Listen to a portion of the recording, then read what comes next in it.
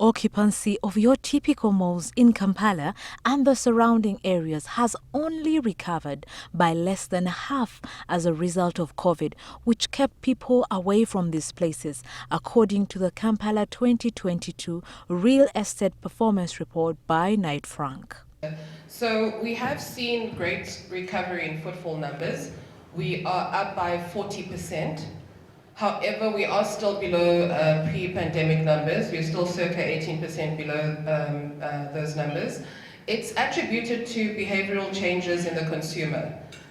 During the almost 2-year lockdown period, as opposed to going to malls, people would go to their local shops. So as much as we maybe were worried in the beginning of 2022, we are quite happy with what we've seen with the 40% growth, and we believe by at the end of the first half of 2023, we might be back at those numbers, at pre-pandemic numbers.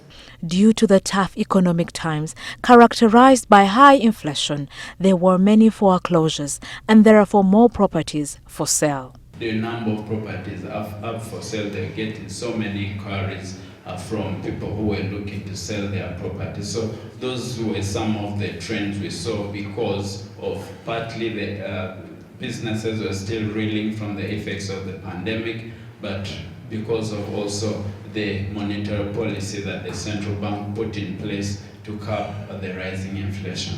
Some of the properties for sale were due to bank defaults for household loans, while others were from the real estate and construction segment. Joanne Salmon, NTV Business.